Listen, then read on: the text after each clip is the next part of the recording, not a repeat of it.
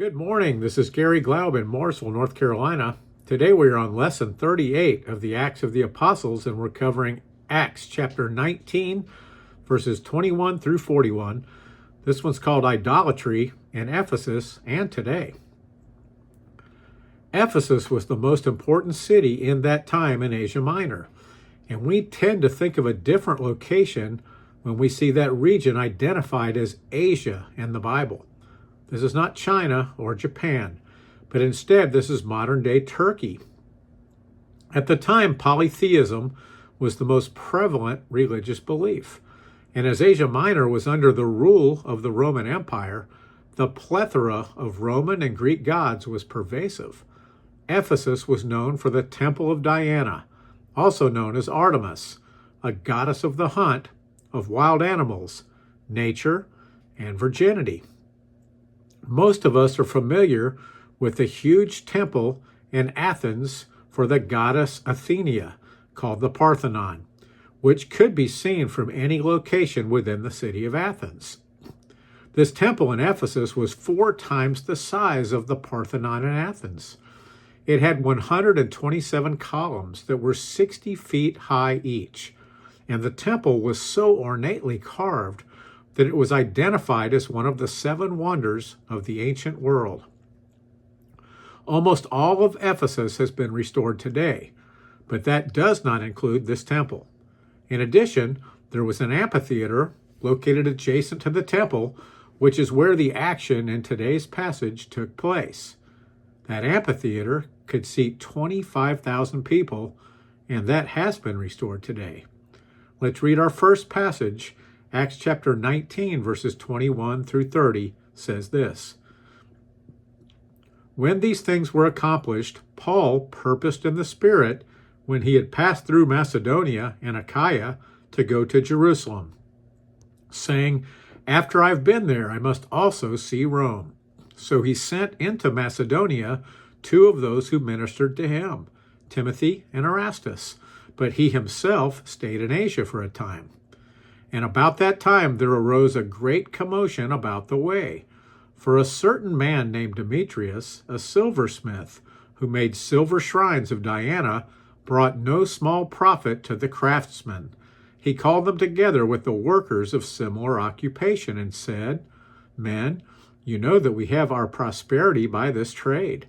Moreover, you see and hear that not only at Ephesus, but throughout almost all Asia, this Paul has persuaded and turned away many people, saying that they are not gods which are made with hands. So not only is this trade of ours in danger of falling into disrepute, but also the temple of the great goddess Diana may be despised and her magnificence destroyed, whom all Asia and the world worship. Now when they heard this, they were full of wrath and cried out, saying, Great is Diana of the Ephesians. So the whole city was filled with confusion and rushed into the theater with one accord, having seized Gaius and Aristarchus, Macedonians, Paul's travel companions. And when Paul wanted to go into the people, the disciples would not allow him. Paul recently had traveled through both Macedonia and Achaia, with hopes of heading for Jerusalem and Rome.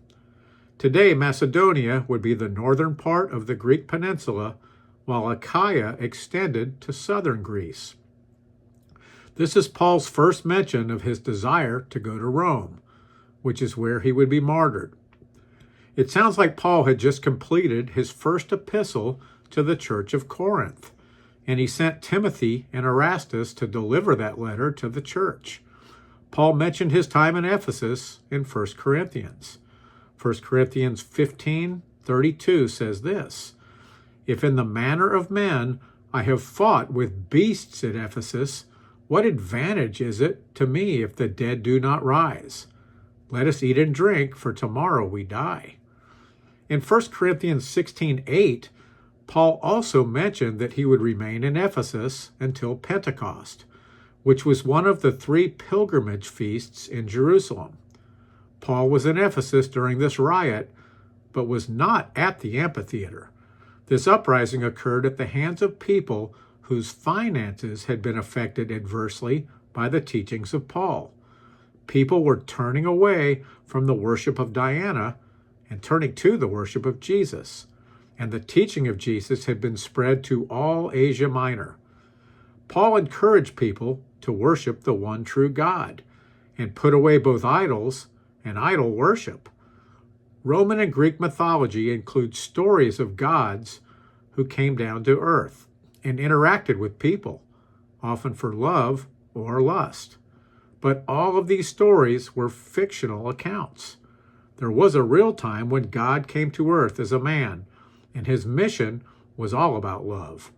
Jesus did not lust for earthly women or marry one, but he loved everyone so much that he died for us. It should be understandable that idolatry is offensive to God. We can look back to the golden calf created by Aaron when Moses was on the top of Mount Sinai receiving the 10 Commandments from God. The second commandment told God's people to abstain from idols and idolatry. To keep the Israelites safe, God had just vanquished their enemies by miracles, and instead of worshiping him, these people were worshiping something they had created with their own hands. It was nothing more than a lifeless, powerless chunk of gold.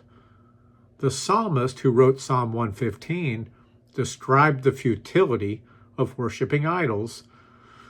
Psalm 115 verses 1 through 8 says this, "Not unto us, O Lord, not unto us, but to your name give glory, because of your mercy, because of your truth. Why should the Gentiles say, so where is their God? But our God is in heaven. He does whatever he pleases. Their idols are silver and gold, the work of men's hands. They have mouths, but they do not speak.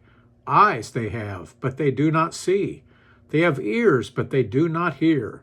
Noses they have, but they do not smell. They have hands, but they do not handle. Feet they have, but they do not walk. Nor do they mutter through the throat. Those who make them are like them. So is everyone who trusts in them." Once again, while an idol can be a man-made object, it also includes anything that we place in between us and our relationships with God.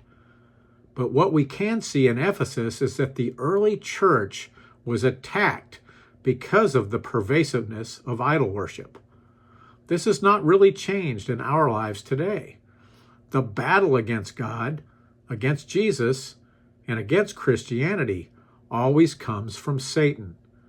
We may naively go about our lives thinking that these attacks do not happen anymore, but these attacks are strong still and getting stronger as the end approaches.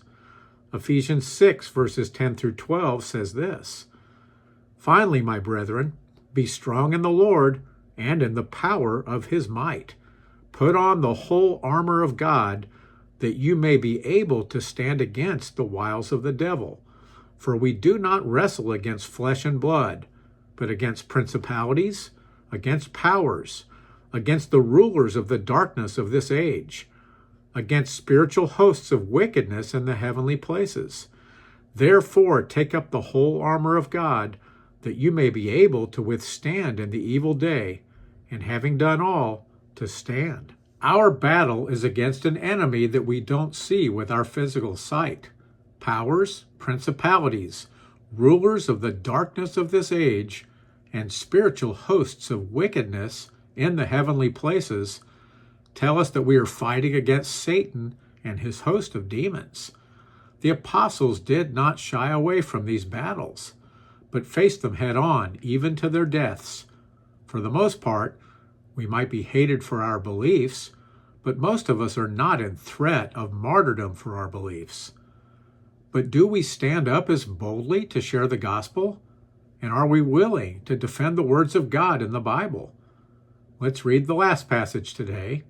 Acts chapter 19, verses 31 through 41 says this, "Then some of the officials of Asia, who were his friends, sent to him, pleading that he would not venture into the theater. Some therefore cried one thing, and some another, for the assembly was confused. and most of them did not know why they had come together.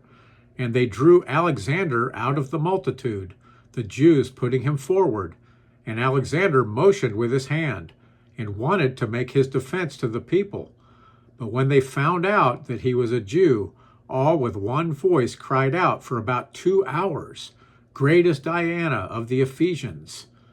And when the city clerk had quieted the crowd, he said, "Men of Ephesus, what man is there who does not know that the city of the Ephesians is temple guardian of the great goddess Diana, and of the image which fell down from Zeus? Therefore, since these things cannot be denied, you ought to be quiet and do nothing rashly. For you have brought these men here who are neither robbers of temples nor blasphemers of your goddess. Therefore, if Demetrius and his fellow craftsmen have a case against anyone, the courts are open, and there are proconsuls. Let them bring charges against one another. But if you have any other inquiry to make, it shall be determined in the lawful assembly. For we are in danger of being called in question for today's uproar, there being no reason which we may give to account for this disorderly gathering." And when he had said these things, he dismissed the assembly. When Alexander wanted to defend himself and the other Christians in Ephesus, he was shouted down by the angry mob in the amphitheater. For 2 hours, the mob yelled, "Great is Diana of the Ephesians." Isn't it amazing how strongly the Ephesians believed in a god that did not exist? A city clerk brought peace to the assembly by reminding the people that the Christians did nothing against the temple of Diana. The ones who had caused this mob reaction were those creating and selling idols, and the city clerk let them know that if they had an issue, they could address this through the courts, not in the public amphitheater through a mob. It does not sound like any of the Christians were hurt or killed in this uprising, which was a blessing. But in the early church, many Christians would die martyrs' deaths, and many more would be injured or imprisoned. For those of us today, how important is God in our lives? Would we be willing to defend the gospel with our lives as they did in the early church? The same battle lines are drawn today. Look around. We live in a culture that teaches the theory of evolution as if it is the law of evolution, removing God as creator. We live in a culture where about 1 million babies a year are killed through abortion in the United States. 38% of those abortions in the U.S. are black women. Most abortions are simply used as a form of birth control. The U.S. is not alone in regard to abortion in these modern times. An internet search states that 73 million abortions occur worldwide each year. How does God look at that without ending the world? Our battle with sin continues. But what is more noticeable is that even within the church, we tend to make our own rules. Is premarital sex or extramarital sex acceptable or unacceptable? Sexual sin is pervasive. And by watching any television show or any movie, we can see sex outside of marriage as accepted across the board. Hookup culture is also pervasive. Even as Christians, our morals and values are compromised by the fact that this behavior is accepted as normal. But the Bible tells us that God does not change, nor do his laws. Sin is defined by God, not by a vote or a public opinion poll. We know where God stands, but a majority of churches seem to draw these lines differently than God. In the last few years, the transgender debate has reared its ugly head. If God is incapable of making a mistake, is it even remotely possible that a baby boy was born who should have been a girl? Pontius Pilate asked Jesus, "What is truth?" And even in our churches today, many seem to be unable to state that truth. The ongoing battle between God and Satan continues today. And as Satan knows that his time is running out, he's pulling out the stops. Satan tries to make both the teaching of the Bible and the ways of God to seem foolish to the multitude of people who would rather please self than please God. And there are so many Christians who never have read the Bible and cannot tell you where God stands. How can we defend the Bible if we don't know the Bible? The Bible is the closest thing we have to hearing the voice of God, as the Bible speaks God's word. As the Acts of the Apostles reminds us of the boldness in the early church, along with their strength and courage in the midst of persecution, perhaps we should at the very least pray for conviction. How can we serve you better, God? We are encouraged to worship God in spirit and in truth. And without knowing the truth, that is impossible. This is Garry Glaub in Mooresville, North Carolina. Have a blessed day.